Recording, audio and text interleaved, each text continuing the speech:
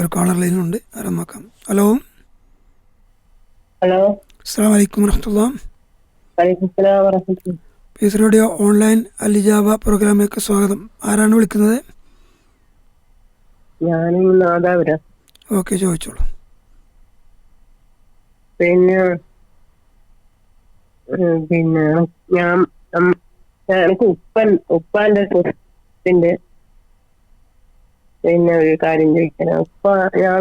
ഞാളെ 8 മക്കളാ. ഉപ്പ മരിക്കുമ്പോ മരിക്കുന്നതിന്റെ മുമ്പേ ഒരു കല്യാണം കഴിച്ചിട്ട് ഉപ്പ രണ്ടാമത്തെ ഉമ്മാനെ കഴിച്ചാല്.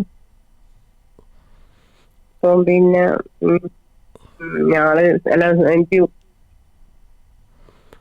ഒരേ സ്ഥലവും പിന്നെ ഞാളെ പേരിലാക്കിക്കണം. ഉമ്മാന്റെ ഞാളെ 8 മക്കളെ ഒരേപോലെ ആക്കിയതാ, പെണ്ണിനും ആണിനെല്ലാം. ഇപ്പൊ മരിക്കുന്നതിന് മുമ്പ് തന്നെ ആക്കിയതാണോ? മരിക്കുന്നതിന്റെ മുമ്പ് ആക്കിയതാ. അത് ആക്കാന്ന് ഞാൻ ഉദ്ദേശിക്കുന്നത് എന്താ വെച്ചാൽ, മരണശേഷം ആണിനും പെണ്ണിനും ഒരേപോലെ കിട്ടുമെന്ന് എഴുതി വെച്ചതാണോ, അതല്ല മരിക്കുന്നതിന് മുമ്പ് തന്നെ രജിസ്ട്രേഷനൊക്കെ കഴിഞ്ഞതാണ്? അതും കഴിഞ്ഞതാ. അപ്പോൾ രണ്ടാമത്തെ ഉമ്മയോ, അതായത് രണ്ടാമത്തെ ഭാര്യയോ, അവർക്ക് എന്തെങ്കിലും? രണ്ടാമത്തെ ഉമ്മക്ക് വേറെ കൊടുത്തിട്ടുണ്ട്. അപ്പൊ നിങ്ങൾക്ക് എന്താണ് അറിയേണ്ടത്? അത് അതിനെന്തോ തെറ്റായിട്ടുണ്ടോ?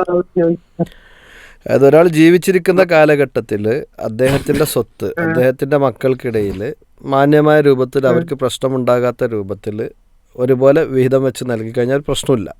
അത് അവിടെ ജീവിച്ചിരിക്കുന്ന കാലഘട്ടത്തിൽ തന്നെ അവരുടെ പേരിൽ എന്താക്കണം, രജിസ്റ്റർ ചെയ്ത് കൊടുക്കണം.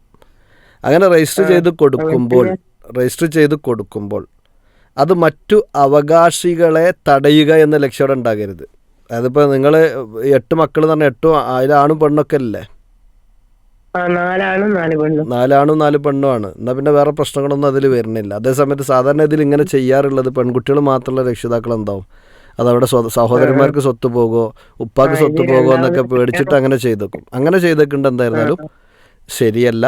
ഇവിടെ നിങ്ങളുടെ ഉപ്പ നിങ്ങളുടെ ഉമ്മക്ക് നൽകിയതുപോലെ തന്നെയുള്ള ഒരു അവകാശം നിങ്ങളുടെ ഉപ്പയുടെ രണ്ടാമത്തെ ഭാര്യക്കൊക്കെ നൽകിയിട്ടുണ്ട് എന്നുണ്ടെങ്കിൽ, അങ്ങനെയാണെന്നുണ്ടെങ്കിൽ അതൊരു പ്രശ്നമുള്ള കാര്യമല്ല. അത് ഉപ്പ ജീവിച്ചിരിക്കുന്ന കാലത്ത് തന്നെ എന്താക്കി അവരുടെ സ്വത്ത് അവരുടെ ബന്ധുക്കൾക്കൊക്കെ സമ്മാനമായി കൊടുത്ത, ഹിബയായി കൊടുത്ത കൂട്ടത്തിലാണ് അത് ഉൾപ്പെടുക. അല്ലാഹു അലം. പിന്നെ അതുപോലെ തന്നെ എന്റെ ഉമ്മാന്റെ സ്വത്ത് പിന്നെ എന്റെ ആങ്ങളെയാണ് നോക്കി നടക്കല്. ആങ്ങളെ ഉമ്മാന്റെ പൊരക്കനുണ്ടായി. മനസ്സിലായില്ല. എന്നിട്ട് ആ ഉമ്മാക്ക് പിന്നെ ഭാവി കിട്ടിയ ആങ്ങള പിന്നെ വേറെ ആൾക്ക് വിറ്റ്, ആങ്ങളെന്റെ പേരിലാക്കി വേറെ ആൾക്ക് കുറച്ച് വിറ്റ്, എന്റെ ആങ്ങളെയും കൂടി ഓല് രണ്ടാളും എടുത്തിട്ട് ഓല് പിന്നെ ബാക്കി ആർക്കും കൊടുക്കാണ്ട് അങ്ങനെ ഇപ്പം പ്രശ്നത്തിലല്ലേ നമ്മള്. ഉമ്മ ജീവിച്ചിരിപ്പുണ്ട്. എല്ലാവർക്കും ഉമ്മ ജീവിച്ചിരിപ്പുണ്ട്. ഉപ്പ വെച്ച് അവിടെ ഉമ്മ ജീവിച്ചിരിപ്പുണ്ട്. ഉമ്മയുടെ സ്വത്ത് നോക്കാൻ വേണ്ടി നിങ്ങളെ ആങ്ങളമാരെ കൂട്ടത്തിൽപ്പെട്ട ഒരാളെ ഏൽപ്പിച്ചു ആ കാര്യങ്ങൾ കൈകാര്യം ചെയ്യാൻ. അദ്ദേഹം അതിൽ നിന്നൊരു ഓഹരി എന്താക്കി വിറ്റു എന്നൊക്കെയാണ് നിങ്ങളിപ്പോൾ പറയേണ്ടത്. അത് ഉമ്മയുടെ അറിവില്ലാതെ അത് വിൽക്കാൻ കഴിയില്ലല്ലോ നല്ലൊരു സാഹചര്യത്തിൽ. അപ്പോൾ ഉമ്മയുടെ സമ്മതത്തോടു കൂടി ഉമ്മയുടെ ആവശ്യത്തിന് വേണ്ടി വിറ്റതാണ് എങ്കിൽ നമുക്കതിലൊന്നും പറയാനില്ല. ഉമ്മയുടെ ആവശ്യത്തിന് വേണ്ടി വിറ്റതാണെങ്കിൽ അതിന് കാര്യങ്ങളൊക്കെ നോക്കുന്ന ഒരാൾ എന്നുള്ള നിലയ്ക്ക് ചിലപ്പോൾ എന്താക്കിയിട്ടുണ്ടാവും, ആ സഹോദരൻ അത് ഏൽപ്പിച്ചിട്ടുണ്ടാവും. അതല്ല, ആ സഹോദരൻ്റെ കാര്യങ്ങളൊക്കെ നോക്കുന്നൊരു വ്യക്തിയാണ്. അപ്പോൾ അദ്ദേഹത്തിന് എന്തെങ്കിലും ആവശ്യം ഉണ്ടായപ്പോൾ ഉമ്മനോട് ചോദിച്ചപ്പോൾ ഉമ്മ എന്നാൽ എൻ്റെ സ്വത്തുനിന്നൊരു ഭാഗം എന്തായിക്കോ, എടുത്തോ വിറ്റോ, എന്നിട്ട് നീ നിൻ്റെ കാര്യങ്ങൾക്ക് വേണ്ടി ചെയ്തോ എന്ന് പറഞ്ഞിട്ടുണ്ടെങ്കിലും തെറ്റില്ല. അതേസമയത്ത് നിങ്ങൾക്ക് സ്വത്ത് കിട്ടാതിരിക്കാനുള്ള വഴിയുടെ ഭാഗമായിക്കൊണ്ട് നിങ്ങളുടെ സഹോദരൻ, അതായത് നിങ്ങൾ ബാക്കി സഹോദരന്മാർക്ക് ഉമ്മയുടെ സ്വത്ത് കിട്ടാതിരിക്കാനുള്ള വഴിയുടെ ഭാഗമായിക്കൊണ്ട് എന്തെങ്കിലും ചെയ്തതാണ് എങ്കിൽ അത് അദ്ദേഹം ചെയ്തത് തെറ്റാണ്. അള്ളാഹുവിൻ്റെ അടുക്കൽ അദ്ദേഹം അതിന് ഉത്തരം പറയേണ്ടി വരും. അതാണ് ആ വിഷയത്തിൽ മനസ്സിലാക്കേണ്ടത്. ഇതങ്ങനെയല്ല, എല്ലാ കാര്യങ്ങളും ഓനെ മാത്രം എല്ലാ കാര്യങ്ങളും എനിക്ക് പിന്നെ പറഞ്ഞ് പിന്നെ അങ്ങനെ പൈസ എല്ലാവർക്കും ഈ ബിൽഡിങ്ങിന് വാടക ഉണ്ടാവൂല, അതിന് അത് എല്ലാവർക്കും എടുക്കാന്നൊക്കെ പറഞ്ഞിട്ട് അങ്ങനെ പിന്നെ ആരും നോക്കിയില്ല. പിന്നെ ഇപ്പൊ എല്ലാവരും അങ്ങോട്ടും ഇങ്ങോട്ടും ഭയങ്കര പ്രശ്നത്തിലാണ്. അതിൽ നമ്മളെപ്പോഴും മനസ്സിലാക്കേണ്ടത് വെച്ചാൽ ഇപ്പം ഞാൻ എൻ്റെ സ്വത്ത് നോക്കാൻ ഒരാളെ ഏൽപ്പിക്കുന്നുണ്ട് എങ്കിൽ എനിക്ക് ആ വ്യക്തിനോട് എന്തോ ഒരു വിശ്വാസം ഉണ്ടായതുകൊണ്ടല്ല ഞാൻ അയാളെ തന്നെ ഏൽപ്പിച്ചത്. ആ ആ അതെ, ബാക്കിയുള്ള ആളുകളോട് എന്തോ ഒരു വിശ്വാസക്കുറവ് ഉണ്ടായതുകൊണ്ടാണ് ബാക്കിയുള്ള ആളുകൾക്ക് കൊടുക്കാതിരുന്നത്. അങ്ങനെയൊക്കെ ഇതിൽ വിഷയങ്ങൾ വരുന്നുണ്ട്. അപ്പോൾ ഇത്തരം വിഷയങ്ങളിൽ നിങ്ങളുടെ കുടുംബത്തിൽ എന്താണ് നടന്നതെന്നോ അതല്ലെങ്കിൽ നിങ്ങളുടെ കുടുംബത്തിലെ അവസ്ഥകൾ എന്താണെന്നൊന്നും അറിയാതെ ഒരു ഫോൺ കോളിലൂടെ മാത്രം അതിന് നമുക്ക് ഉത്തരം പറയാൻ കഴിയില്ല. അപ്പോൾ ഇതിൽ നേരത്തെ പറഞ്ഞതാണ് ഇതിലെ ഉത്തരം. അതായത് നിങ്ങളുടെ ഉമ്മ അവരുടെ സ്വത്ത് നോക്കാനുള്ള ഒരു കസ്റ്റോഡിയൻ എന്നുള്ള നിലക്ക് നിങ്ങളുടെ ഒരു സഹോദരനെ ഏൽപ്പിച്ചു.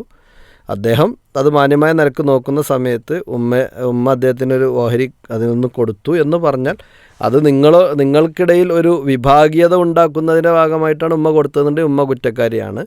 അതല്ല അവനത് കിട്ടാൻ അർഹതയുണ്ട് എന്നതിൻ്റെ അടിസ്ഥാനത്തിൽ വേറെ എന്തെങ്കിലും അത് ഒരു മെറിറ്റ് അവനിൽ കണ്ടതിൻ്റെ അടിസ്ഥാനത്തിൽ കൊടുത്തതാണെന്നുണ്ടെങ്കിൽ ഉമ്മൻ്റെ സ്വത്താണ്, ഉമ്മക്കത് കൊടുക്കാനുള്ള അവകാശമുണ്ട്. ഇനി നിങ്ങൾക്ക് കിട്ടാതിരിക്കാൻ വേണ്ട വല്ല പദ്ധതികളും ആവിഷ്കരിക്കുന്നതിൻ്റെ ഭാഗമായിട്ട് അയാളത് ചെയ്തതാണെന്നുണ്ടെങ്കിൽ അള്ളാൻ്റെ അടുത്ത് അയാളതിന് ഉത്തരം പറയേണ്ടതുണ്ട്. അപ്പോൾ ഇത്തരം വിഷയങ്ങളായതുകൊണ്ട് രണ്ട് എ പാർട്ടിൻ്റെയും ബി പാർട്ടിൻ്റെയൊക്കെ കാര്യങ്ങൾ കേട്ടിട്ടേ നമുക്ക് എന്താക്കാൻ പറ്റുള്ളൂ, എന്തെങ്കിലും അവസാന വാക്ക് പറയാൻ കഴിയുള്ളൂ. ബാക്കിയുള്ള മക്കൾ പറയുന്ന ഉമ്മാനോട് വാങ്ങും പിന്നെ അങ്ങനെ നമുക്ക് ഇതാക്കാണ്. അതൊന്നും ഉമ്മ കേൾക്കുന്നില്ല. അല്ല, അത് ഉമ്മക്ക് അവിടെയാണ് ഞാൻ നേരത്തെ പറഞ്ഞത്. ഉമ്മ കേൾക്കാതിരിക്കാൻ ഉമ്മയുടെ ഭാഗത്തുനിന്ന് എന്താണ് ന്യായം എന്നുള്ളതും കൂടി നമ്മൾ എന്താക്കണം, കേട്ടിട്ട് മാത്രമേ അതിനൊരു മറുപടി പറയാൻ പറ്റുള്ളൂ. ഉമ്മ അങ്ങനെ കേൾക്കാതിരിക്കാൻ ഒരു ന്യായം ഉമ്മക്കുണ്ടാവും. ആ ന്യായം കൂടി പരിഗണിച്ചിട്ട് വേണം എന്താക്കാൻ അതിനൊരു ഉത്തരം പറയാൻ. ഏതായാലും നമ്മുടെ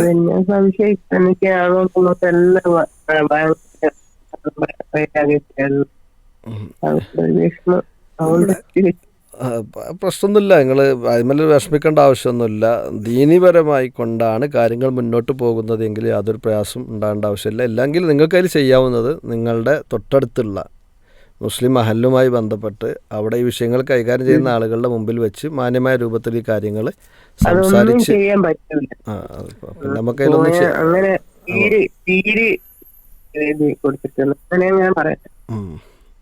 അത്രേ ഉള്ളൂ. ഉമ്മ ജീവിച്ചിരിപ്പുണ്ടല്ലോ, ഉമ്മയുടെ സ്വത്ത് ഉമ്മക്ക്. അതെ, ഉമ്മൻ്റെ സ്വത്ത് അവിടെ ഉമ്മൻ്റെ സ്വത്ത് ഉമ്മക്ക് അത് സമ്മാനമായി കൊടുക്കുമ്പോൾ മറ്റു മക്കൾക്കിടയിൽ ഒരേപോലെ നീതി പാലിക്കണം എന്നൊരു ഭാഗം വരുന്നുണ്ട്. ഉമ്മ എന്തുകൊണ്ടാണ് കൊടുത്തത് എന്നുള്ളത് അത് ഉമ്മയ്ക്കേ അറിയുള്ളൂ. അതപ്പോൾ ഉമ്മ പറയാതെ അതിൽ നമുക്കൊന്നും മറുപടി പറയാൻ കഴിയില്ല. നമ്മുടെ സമയം ഇവിടെ അവസാനിക്കുകയാണ്. പിന്നെ ഉമ്മ എല്ലാ കാര്യങ്ങളും ഇവനെ നോക്കല്.